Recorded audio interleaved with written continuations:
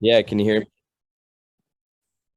Awesome. Well, thank you so much for joining us this morning. I know that it's not terribly early, but not terribly late. So, we're going to get started with questions. But before we do, if you don't mind, just give us a little bit of a preview of your season. Obviously, you're running the Daytona 500, but also will be competing again for a NASCAR Xfinity Series championship as well, and have, I think, some additional races you may run this season and all of that. Tell us a little bit about what you're looking forward to as we kick off the 2022 season. Yeah, I think there's a lot of good things in the works with junior motorsports and beard motorsports kicking off at Daytona, and then we're running 14 cup races with colleague as well. So going to be pretty spread thin on my schedule and pretty busy, but for the most part, it's all positive stuff, getting ready. Been really busy lately, just trying to get all my ducks in a row and everything sorted out before the start of the season. But yeah, we're excited and going to be a lot of racing, but going to learn a lot this year and gain a lot of experience. All right. Well, we're going to start with questions now for Noah. If you have one, friendly reminder, raise your hand within the Zoom platform or shoot us a chat, and we'll be sure to monitor that area as well. And to kick us off with questions, we're going to start with Bob Pockris. Go ahead, Bob. Yeah, Noah, are you more nervous or less nervous trying to make the Daytona 500 this year than last year? Last year we were kind of put in a box with not making it through tech for qualifying. So we really had to race hard all race. Where this year is a bit different. We only have one car. We don't have any other chassis at the shop, so that's going to be somewhat in the back of my head is, hey, we have to keep the car together and there's no backup cars or anything. So I think with the help from the guys over at RCR and driving Darren Shaw's car, he's been working really hard, but it's all somewhat new to Darren. Luckily, we have help from RCR and those guys, so they can help us through tech and whatnot. But yeah, it's definitely going to be a challenge, but a little bit different of a challenge this year, just knowing that I can't race maybe to my full potential and be as aggressive as I want to be. And how would you characterize your confidence level going into this year in light of the fact that you have these 14 cup races with colleague, a team that kind of needed a driver and went and talked to you about driving their cup car? Yeah, I think it's been great working with Matt Colleague and Chris Rice and all the men and women here at Colleague Racing. It's they got a team lunch today, I believe. So I actually just got up here and things are starting to come together. They got a new building and it's kind of pretty hectic and scattered, but I'm sure once the race season gets rolling a little bit more in tune, things will be smooth. It's been smooth already, but just a lot of stuff going on in my personal life and trying to get everything ready, and then them trying to get everything ready. So it's feels like the end of the off season or the end of the regular season or playoffs. It seemed like it was so far away, and then as we got in the last month and a half, it seems like it's flown by. And Daytona's already here. It's crazy to say. So no, we're excited, and I think I can learn a lot off my teammates, Justin Haley and AJ Allmendinger, Daniel Hemrick. They're all three really good race car drivers. It was cool to see them have a lot of speed at the Coliseum this past weekend, and we're excited to get it going. I would think, I may read you wrong, but hectic and scattered, that might not be a bad thing for you, right? No, I mean, I feel You're used to confident that. I feel confident going in the season, but yeah, I kind of operate hectic and scattered.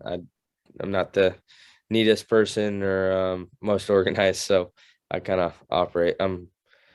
I what's the way to say it?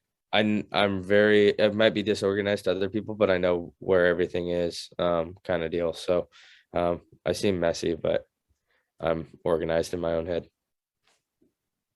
Thank you. All right. Our next question will come from Trey Downey. Go ahead, Trey. Hey Noah, you mentioned that it's going to be in the back of your mind that you don't really have a backup car. As far as once we get to the duels, how do you think those will be raced in general? Do you think guys are going to be trying to learn things with not a lot of experience drafting in this new car, or do you think guys are going to be ultra conservative, not wanting to tear their stuff up for the 500? That's a good question. I don't really know if it was like you watch Logano and stuff through testing, and people don't have a lot of inventory on their race teams right now, but like I kind of like the style he's been approaching it with, and that's, hey, I'm gonna go out here, and if I destroy the car, it gets destroyed, but I really need to take time during the preseason testing to really learn and see, make mistakes and learn from that. And he's been super aggressive at these different tracks and making blocks and stuff, and he hasn't really had the lack of inventory in the back of his mind. I can't speak for him, but that's just kind of what I've observed. So I think you'll see some guys really like try and push the limits and learn each and every time on the racetrack. That's what my approach would be if we had full inventory, but I'm kind of having a different spot over at Beard Motorsports this year than I would be if I was racing full time with Colleague or full time with Junior Motorsports and Xfinity, just how I approach those races. So for me, it's going to be kind of ride around and, hope other guys wreck and then be there at the end and try and complete every lap, where I think I would prefer being aggressive and learning the car and trying to learn each and every lap. That's what I try and do in Xfinity. So it's going to be a little different, and that's going to be a challenge for me to hang in the back and not make aggressive moves. But that's kind of the cards that we have dealt right now. So going into this year with Colleague and the stretch of cup races that you have, are you almost viewing it kind of as an audition, as if they were going to, go with a guy to put the full-time driver in the second car next year and moving forward? I haven't really thought of it in that way.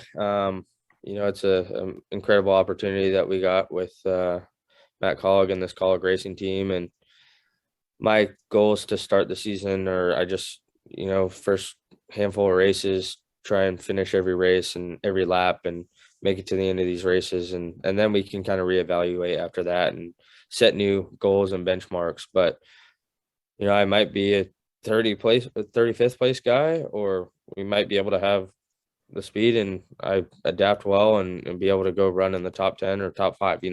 I don't know what's realistic right now until we get a couple races under our belt, and then we can reevaluate and set bigger goals. But right now it's just about finishing the races and learning and, listening to my teammates and really trying to learn this new car and, get better and gain experience as a whole. Just one more from me. How are you going to handle that dynamic as far as you're not only driving two different cars in two different series, but for two completely different organizations? Like, how are you going to balance that, and what's it kind of been like so far in the off season? Well, I already told the Colleague guys that I'd like to apologize for Saturdays in advance, but Sundays I'm going to be full on board with them. So I'm going to race the shit out of them on Saturdays and or race them hard on Saturdays, and then be all in and a teammate on Sundays. So it's kind of the what it is. But I'm going to race as hard as I can for my respective race team on that day. And I apologize in advance. So I'm sure there's going to be more apologies throughout the season, but and we're gonna still beat and bang on Saturdays, not intentionally, just we're racing hard and racing for the wins and whatnot. And sometimes it comes down to that, but on Sundays, it's you kind of got our race Saturdays and regroup on Sundays. Thank you. Thanks, Trey. All right, our next question will come from Kelly Crandall. Go ahead, Kelly.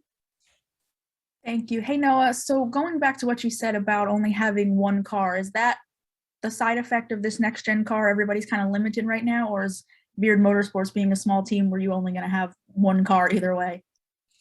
Oh, I think that's a good question. But first of all, I gotta say you're a badass on Sirius XM. I love listening to you. So I really enjoy your insight on the sport. So you're doing great. I really enjoy that. But yeah, I think with Beard Motorsports, it's a big investment to be able to spend the money to get inventory for this car. And there's different ways you can look at it. The price of a complete car is expensive, but really you don't want to wreck this. You don't want to wreck it at all. But the center section of the car is probably the most important.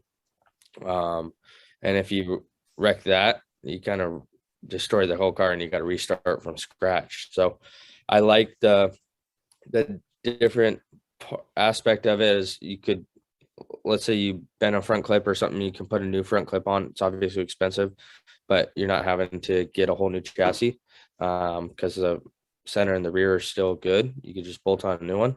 But at the same time, I think it's definitely a big investment, and that kind of limits for a car that's only going to race 4 times a year.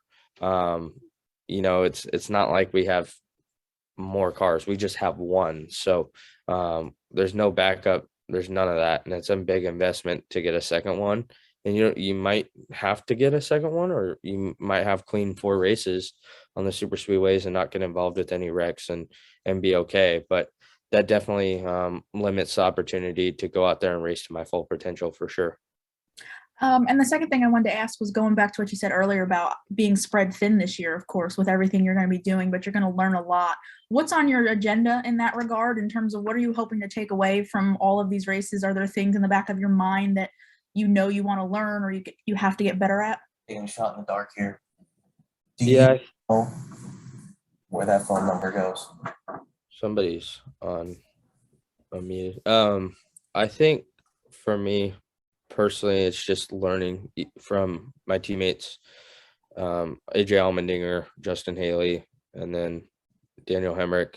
And then on the Xfinity side, learning from my teammates over at Junior Motorsports, just trying to become the best race car driver I can be, and preparing through the week with Josh Wise. He's been a great asset and has really helped me throughout my racing career these last 3 years. So, learning different driving techniques and how you can adapt to drive the car to the optimal potential is really the thing that I'm focused on, and using different techniques to be able to drive the car as fast as you can. So managing the races, they're longer races. That's going to be a bit of a change. And then, converting over from the Xfinity car to the Cup car when we're racing double duties on some weekends, that's going to be a different mindset of how you drive those 2 cars, I assume. I've gotten to drive the next gen car in the simulator, and that's about 95% of what it feels like in real life, I feel like, but it gives you a good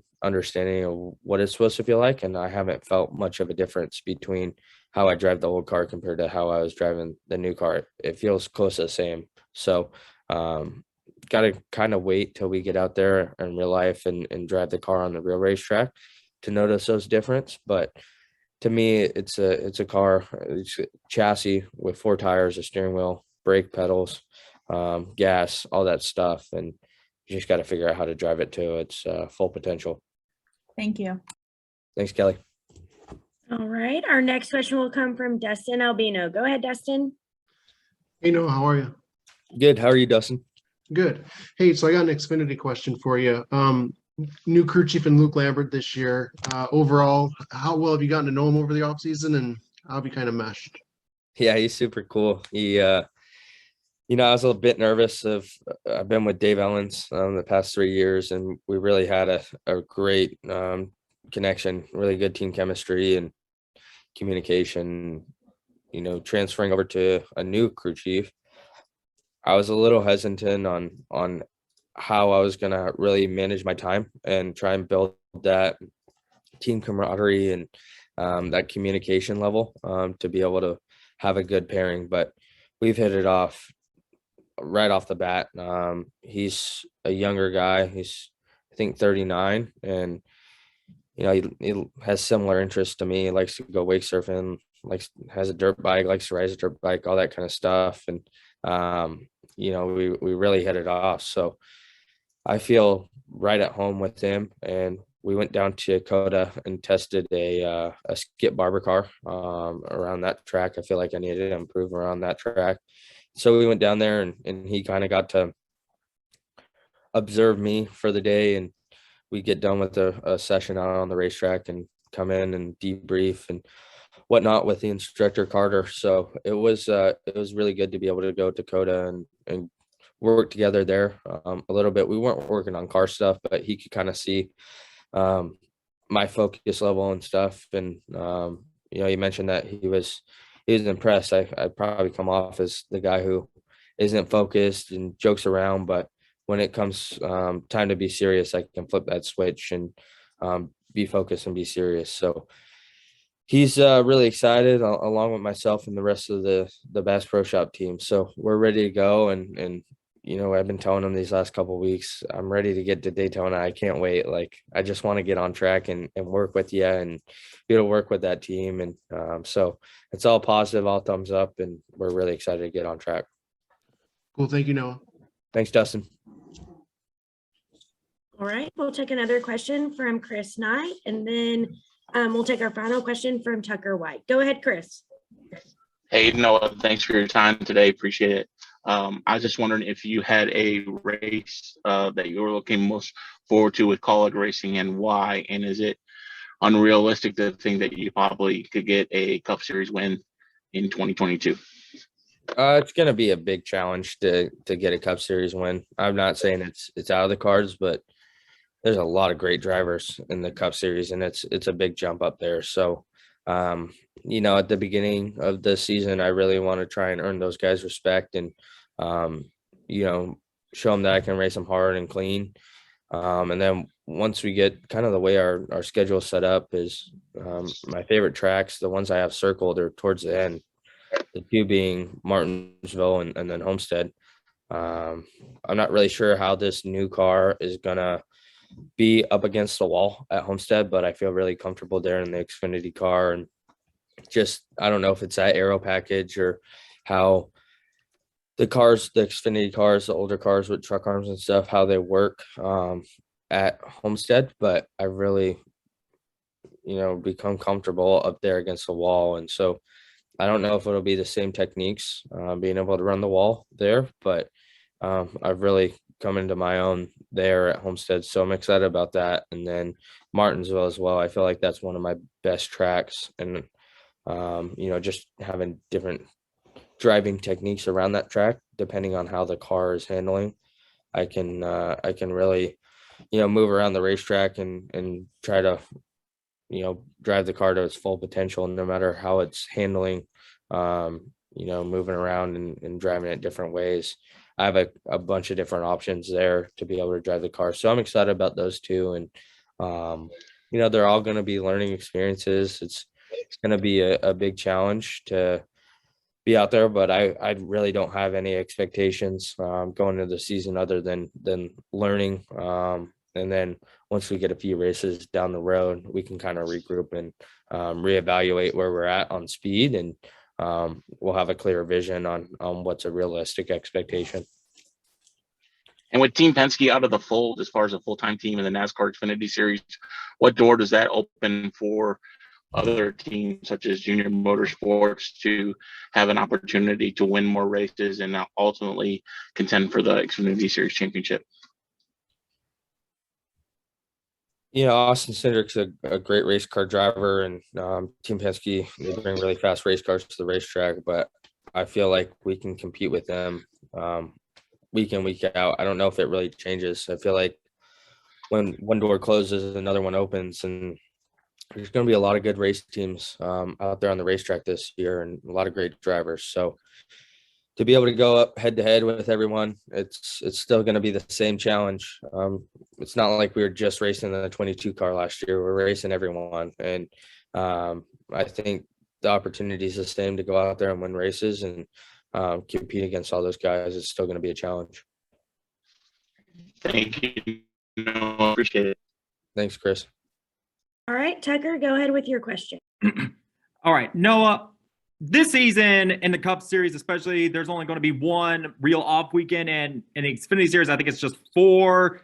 So like it's never always been. This has kind of been the way it's been for years, but in terms of personal and like personal relationships or mental health, what exactly does that grind do to drivers like you?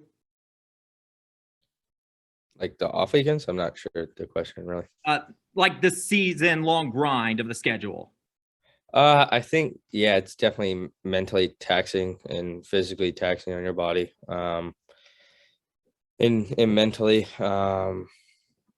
you kind of, I need to do a better job of, not being so hard on myself. When maybe we don't have a good weekend. Once we get back to Charlotte, it's kind of, hey, regroup and reset and get remotivated. And it kind of goes peaks and valleys on, when you have success, you can kind of ride that for a few weeks and maybe be a little bit better. And then when things aren't going so good, you might be a little bit worse. But yeah, it's something I need to work on this year. That's my focus, and one of my priorities this year I'm working on is how to reset each and every week and be motivated. I feel like I can do that, but to do it to its full potential, that's what I really want to work on. And just be at my best when I get to the racetrack. But yeah, when you have consecutive weeks and things aren't going the way you envision them to be, it gets challenging, and you can kind of psych yourself out or get in your own head. So it's definitely a challenge to be able to run all those races. But we got great people around me, between the three race teams that we're running for. And I'm excited to just get on track and really hopefully start the season out well. All right, thank you. Thanks, Tucker. All right, Noah, that appears to be all the questions we have. Thank you again for joining us. Thank you, guys. I appreciate it. Have a great day.